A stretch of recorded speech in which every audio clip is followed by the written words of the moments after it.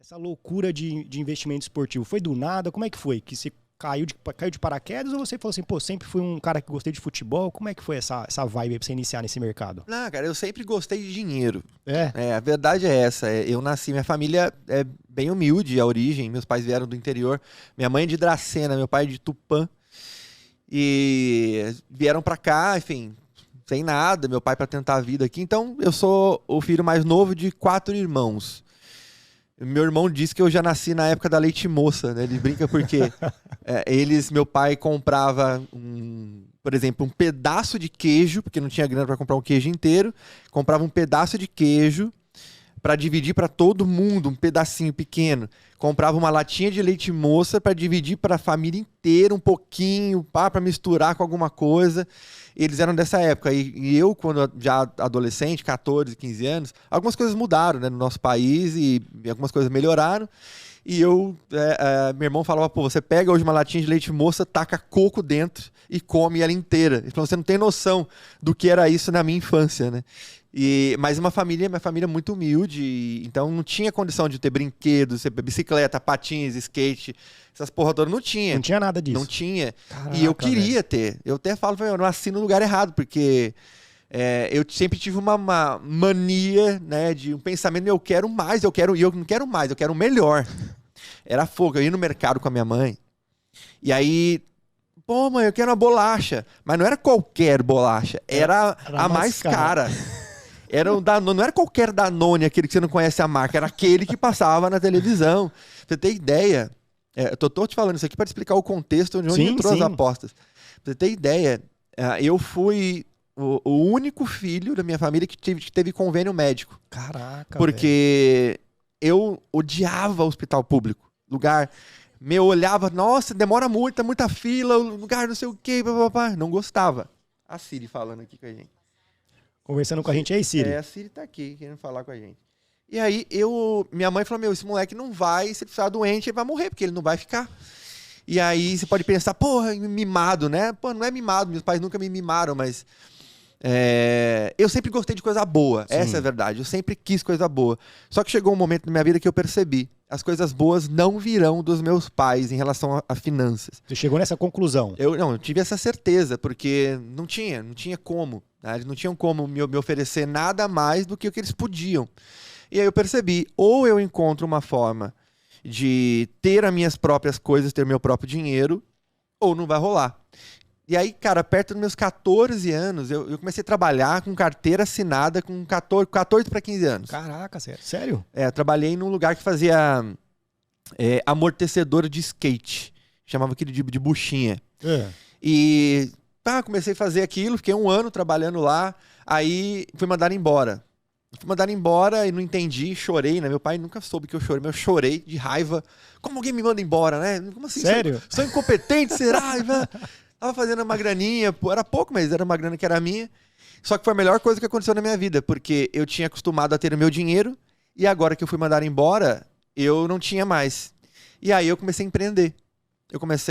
Falei, vou aprender a fazer brigadeiro, trufa, bolo, qualquer coisa que me traga grana. E por alguma razão eu tenho algum talento, algum dom com comida, cara. Sério?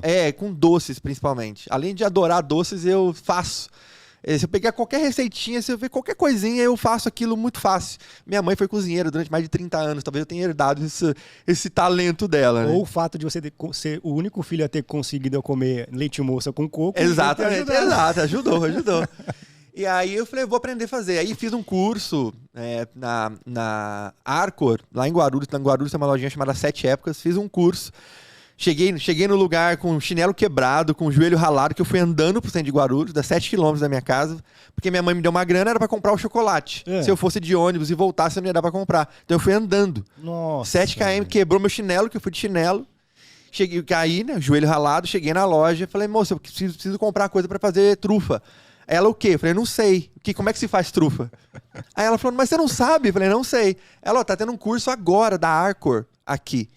E aí eu quero fazer. Ela, não dá mais, já tá começando agora. Eu falei, não, moço, dá.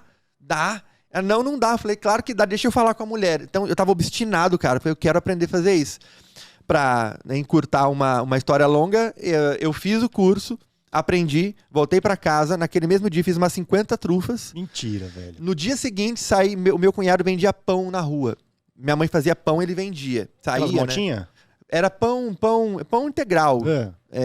E ele saía, ia em lojas, na rua que eu falo, né? Ir numa loja, numa outra, pá. E eu falei, vou sair com ele pra vender. E se sair enquanto ele tava vendendo pão, eu saía vendendo trufa. E aí, era umas 10 da manhã, até 2 já tinha vendido tudo. Caraca, aí pegava a grana, no dia seguinte ela comprava mais chocolate, fazia trufa, fazia à noite, no dia seguinte saía pra vender. No final do primeiro mês que eu vendi trufa, eu já ganhei um salário maior do que do meu pai. Mentira, que trabalhava naquela época mais de 20, 25 anos numa empresa. E aí eu entendi, comecei a entender um pouco sobre como é que se faz dinheiro. Se faz dinheiro resolvendo problemas. No meu caso, qual era o problema? As pessoas tinham fome, vontade de comer um doce. Então eu fazia o doce e resolvia o problema dela. Era empreendendo. Eu comecei essa formiguinha do empreendedorismo já picou.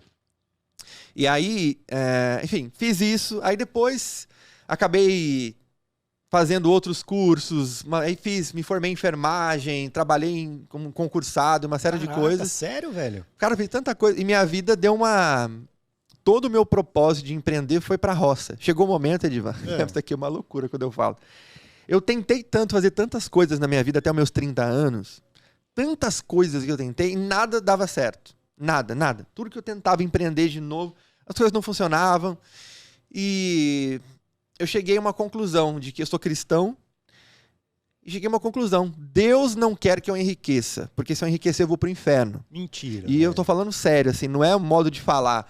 Eu realmente acreditei nisso. E eu não é, menino, já perto dos meus 30 anos.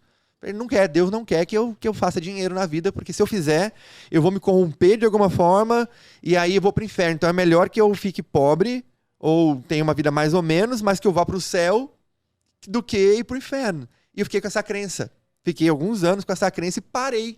Simplesmente me acomodei, fiz o concurso público, trabalhei com imposto de saúde durante muito tempo. Caraca, velho, que loucura. É uma doideira, né? Mas você chegou nessa crença pelos fatos ou porque alguém falou alguma coisa pra você? Ou não? Foi uns fatos mesmo que te levaram a chegar nisso? Cara, foi muleta minha. É mesmo? Porque esse negócio de tentei de tudo e não deu certo, quando eu comecei a desafiar as minhas crenças, eu comecei a perceber que, na verdade, eu nunca tinha tentado porra nenhuma. Eu não tinha tentado, eu só tinha pensado. Tinha tido ideias, muitas ideias, mas fazer de fato, eu nunca tinha feito nada. Então eu falei, peraí, Deus que não quer que eu tenha as coisas. Eu nunca fiz de verdade, eu só pensei. Eu conversei com uma pessoa aqui, outra ali, mas trabalhar de fato, fazer o que tem que ser feito, eu não fazia.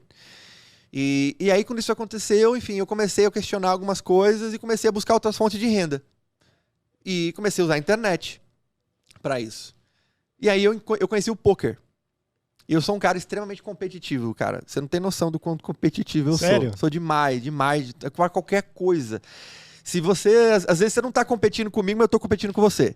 Assim, videogame, eu não gosto de jogar videogame sozinho, contra o computador, contra o sistema. Por quê? Porque não tem ninguém do outro lado pra eu ganhar. Mentira, velho. Não tem graça, eu tenho que ganhar de alguém, velho. Eu gosto de competir, eu sou extremamente competitivo, assim, mas nível hard. Quando você compete, por exemplo, quando você ganha, você é o daquele cara que, tipo, esfrega, fala, ganhei. Eu alopro mesmo, cara.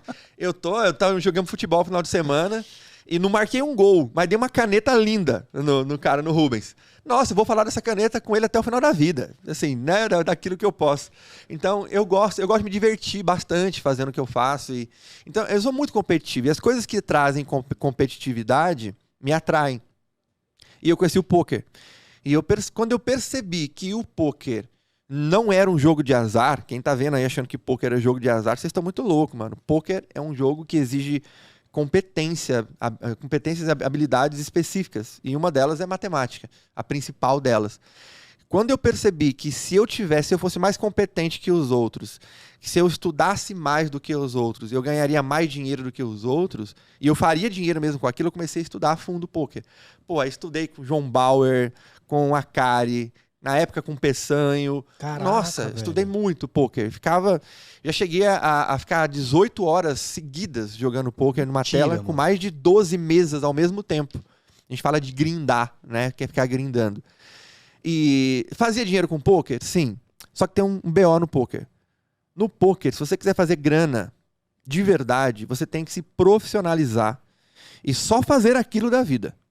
Porque exige muito tempo, muito tempo de tela. Você ficar em frente ao computador muito tempo mesmo, sem parar. Só para nos intervalos de 5 minutos, onde os jogos têm uma pausa para você ir ao banheiro. Depois você volta e continua. Por quê? A variância do poker é altíssima. Você joga poker ou não? Não. A galera que joga aí, o poker tem algumas regrinhas, mas uma coisa simples de entender. Tem cartas que valem mais do que as outras. Sim. Então, um as, por exemplo, vale mais do que um 2. Então, se eu sair com um par de ases na minha mão, não tem ninguém na mesa mais forte que eu. Não tem ninguém. Eu tenho o par mais forte. No máximo, tem outro cara que saiu com um par de ases também. No máximo. Mas não tem ninguém que pode me ganhar em pré-flop, que a gente fala. Porque vão virar cartas na mesa. E essas cartas na mesa, eu posso juntar para fazer um outro jogo. Então, por exemplo, se eu sair com um par de 2 na mão, que é o par mais fraco, e você sair com um par de as, que é um par mais forte, mas virar um outro 2 na mesa, agora você tem 3 cartas iguais. E 3 cartas iguais ganham de 2 cartas. Não importa que as minhas 2 sejam as mais fortes. 3 cartas é mais forte que 2. Só que quando eu saio com um par de 2 na mão, um par de as na mão, tem uma jogada que é o all-in, né? O all-in que é, vem alguém e fala, cara, eu aposto tudo que eu ganho. Só que eu tô com um par de as na mão. Eu vou pagar. Eu tenho que pagar. Porque não tem ninguém mais forte que eu. Só que às vezes eu vou fazer isso, ou seja, eu tô fazendo do jeito certo, tô jogando da maneira certa, eu tenho vantagem matemática, tudo está a meu favor. Só que quando vira as cartas, vai lá e vira um 2, por exemplo, e o cara faz uma trinca. A probabilidade do cara ganhar era menor do que a probabilidade que eu tenho. A minha era muito maior. Só que vai acontecer de eu perder. É a variância, você fazer tudo certo e perder. Isso acontece muito no poker. Muito, muito, muito. Então, a variância dentro de um jogo de pôquer, ela é muito alta. Para você lucrar com pôquer, você precisa jogar muitas mesas. Muitas, assim, ó, milhares. Milhares. Então, você precisa de muito tempo. Dá para fazer grana, dá, é matemática, e eu vou falar uma palavra aqui que a galera que não conhece pôquer vai achar estranha, mas é impossível não fazer dinheiro jogando pôquer online quando você aplica a matemática por detrás do processo. Você sempre vai... 212 greens para 40 heads. Te convido a fazer parte hoje do meu grupo gratuito. Clique em Saiba Mais e participe.